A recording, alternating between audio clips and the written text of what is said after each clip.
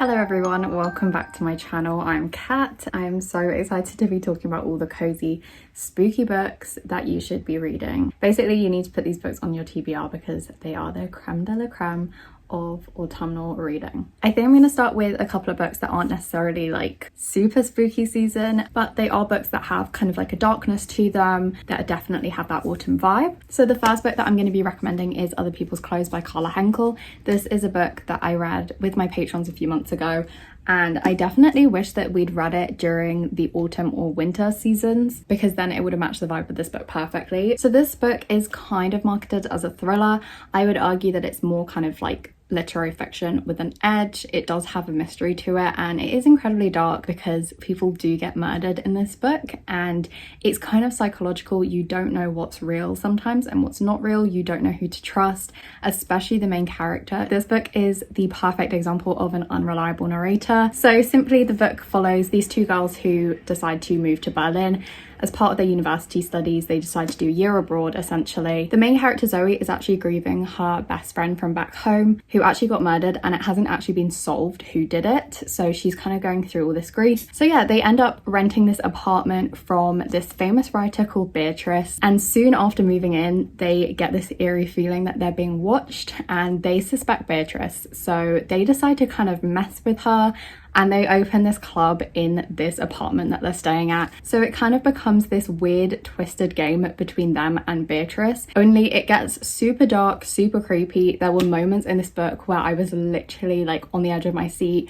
I was kind of too scared to keep reading. But yeah, this book definitely delivers on the autumn vibes. It is set during the autumn winter time, so I think it's actually the perfect book to read at this time of year, especially if you love literary thrillers. The next book I'm going to be talking about is Hex by Jenny Fagan. I read this recently and I gave it 5 stars. It is absolutely fantastic. So this one you could argue is about witches. So it is about the witch trials in the UK. It is set in Scotland. It has an element of magical realism. So the main character is a woman from the present day, and she travels back in time to visit Gallant Duncan, who was on trial for being a witch. She visits Gallant in the cell that she's being held in the day before she's due to hang. So they end up having this conversation over this one night, and it's kind of about the parallels between how women were treated in the past versus how they are treated now. But it was just done in the most beautiful way. The writing is gorgeous. I think that is because Jenny Fagan, I think she's a poet, so you can really tell that in this book. But yeah, it's also super short, so if you're looking for like kind of a short autumn read, I would definitely recommend this one. It says that Hex is a visceral depiction of what happens when a society is consumed by fear and superstition, exploring how the terrible force of a king's violent crusade against ordinary women can still be felt right up to the present day. So the next couple of books that I'm going to be talking about are the super popular ones. I'm not going to go into too much detail about them, but I just thought I'd mention them because they are some of my favorites. So of course, my absolute favorite classic. I finished this one earlier this year. It did take me a while to get through, I have to admit, but once I was into it, I was absolutely hooked. So obviously this is Dracula by Bram Stoker. This is the gorgeous Penguin Classics Deluxe edition. So yeah, it's absolutely beautiful. It completely fits the vibe of the book. Such a joy to read from. I would say I especially enjoyed the first part of the book. So it's written in the form of like letters and diary entries, and the first part of the book follows Jonathan Harker as he travels to Romania and travels to Dracula's castle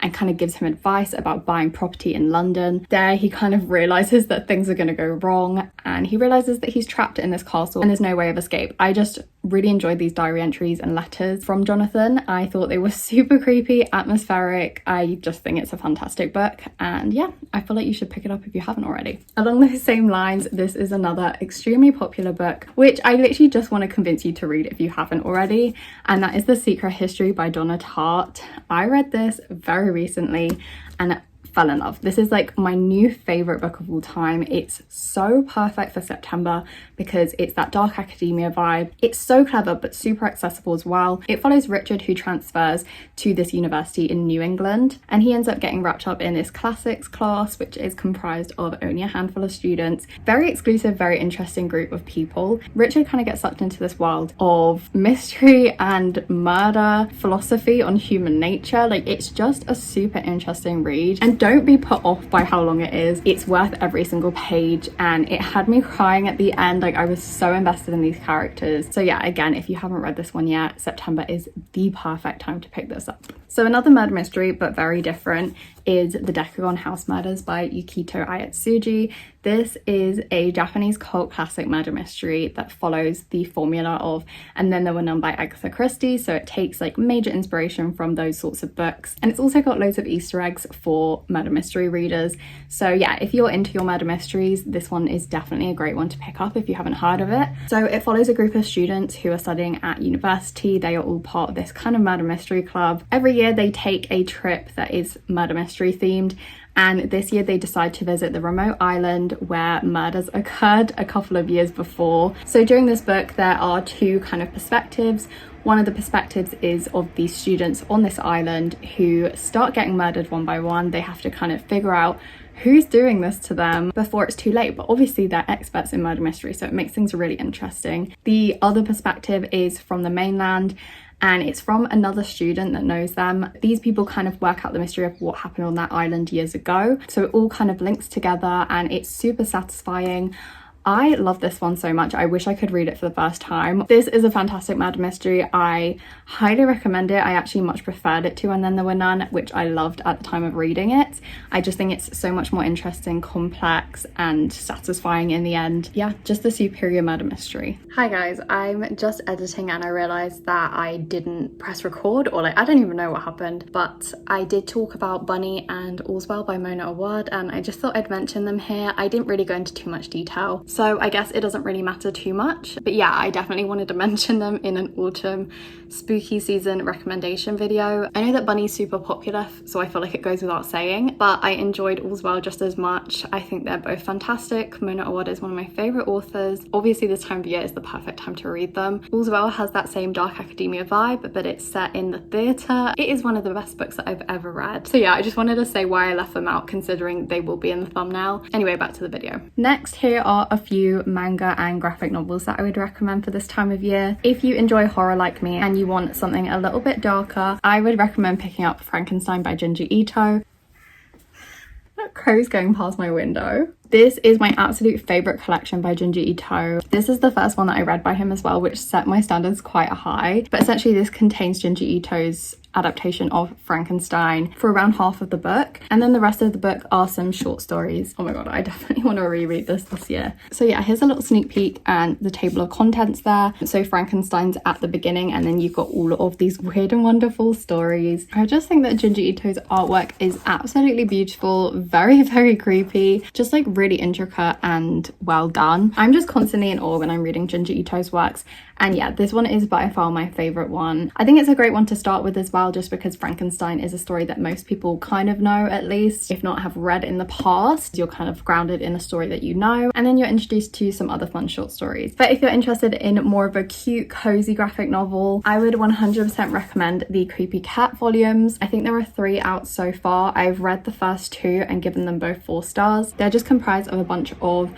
very, very short stories, kind of like snippets that create a longer storyline, and they follow this girl who moves into this mansion and discovers that it's haunted by a ghost of a cat, which I don't know if you can see, but it's like super cute, like blob. My friend Kay recommended these to me and I just love them so much. They were extremely cute and the perfect combination of cozy and spooky. So I can't believe I've gone this far in the video without mentioning like my favorite book on the list, and that is A Dowry of Blood by S.T. Gibson. This is one of the most beautiful books that I've ever read. The writing is stunning, the concept is stunning, like it is just incredible. This copy that I'm holding right here is the original, I think, self-published edition. Yeah, Nick's Publishing, and the gorgeous cover illustration, like I am obsessed with this. It's one of my prized possessions. It's now being published in the UK traditionally, so the hardcover is coming out in October in the UK. It's definitely not as nice as this one, but take my word for it, it doesn't matter what the cover looks like, you should read it either way. You have to read it this October. So essentially this book is a retelling of Dracula's Bride. The main character is Constanza, who right at the beginning of the book gets changed by Dracula into a vampire,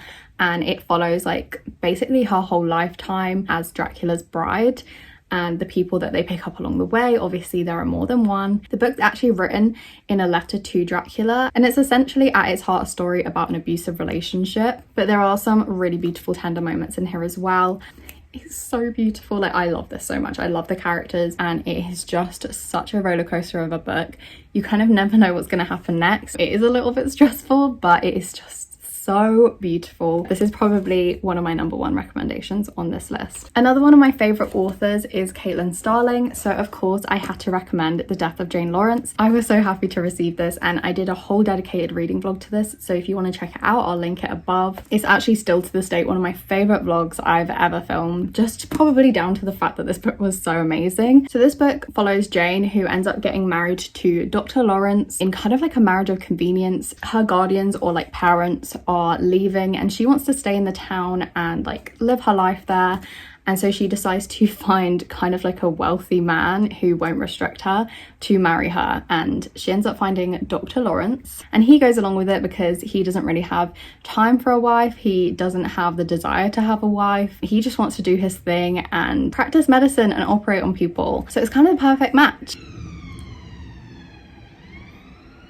But then Jane starts to realise that Augustine Lawrence has dark secrets. He tells her he's never taking her to his family estate, which is Lindridge Hall, and that she should never spend the night there, essentially. In that way, it's kind of got Crimson Peak vibes, which I love. But on their wedding night, they end up getting stranded near the house in a storm. And so, of course, they have to go into the house. And Dr. Lawrence changes somehow. It's so creepy, and oh, I just fell in love. I fell in love with these characters. It is kind of a love story as well. The Crimson Peak inspired story assembles then upends every expectation set in place by Shirley Jackson and Rebecca, and will leave readers shaken, desperate to begin again as soon as they are finished. It's definitely haunted house, kind of ghosts and ghosts of the past. Oh, it's just amazing. And so is Caitlin Starling's book, The Luminous Dead, which is still one of my favorite horrors of all time. Actually, I'll put a picture on screen now. It's like a sci-fi horror set in a cave system on this planet.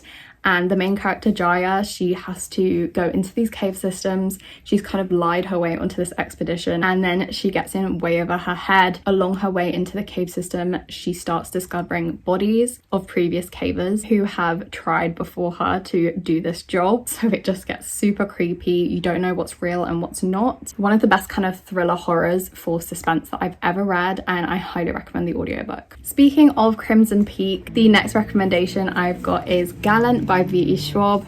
Sorry that I've still got this sticker on. I know somebody's gonna yell at me because of that. This is definitely one of my favorite books of this year. I feel like I read it in like February or March, but I kind of want to reread it this autumn. This one has definitely got the Crimson Peak vibes. It's the haunted house, it's the ghosts. Honestly, if you love Crimson Peak, read this and The Death of Jane Lawrence. But it also majorly reminds me of Coraline because there is a parallel world through a door. So we follow Olivia, who has grown up not speaking. So she's this outcast in this orphanage that she's grown up in. She gets a letter from an uncle that she doesn't even know asking her to come to Gallant to live with him. So she gets sent on her way, but when she arrives at Gallant, she finds out that this uncle has been dead for years and years and could not have possibly sent that letter. So there's this massive mystery of who sent that letter to her, who's invited her there. I think this is my favorite V.E. Schwab that I've read so far as well. Yeah, I don't really get the mixed opinions about this. I just thought it was fantastic, and I know other people that share my opinion. So if you trust my taste and you like other books on this list, definitely read Gallant. Let's end on a fun one, shall we? So the last book that I've got to recommend is A Touch of Darkness by Scarlett St. Clair. This is definitely a fun one. So it's a Hades and Persephone retelling, but it's also extremely smutty. So yeah, it's kind of like a fun romance, not to be taken too seriously. Like, the writing's not anything special, but it did really grip me. I loved the chemistry between these two characters. I just thought it was like a really fun retelling. So Hades is like this big club owner, and Persephone, I think, works for a newspaper. So it's kind of set in the modern world, but they do go into the underworld, and yeah, it just has a bit of everything. I really enjoyed it. If you enjoyed Kingdom of the Wicked, I feel like this is another one that you should pick up. Okay, so that's it for my autumn recommendations video. Let me know if you have any similar recommendations that you think that I would love based on this list. I will be forming my autumn TBR very soon, so look out for that. But yeah, that's it from me today. I really hope that you guys enjoyed this video, and I will see you in my next one. Bye!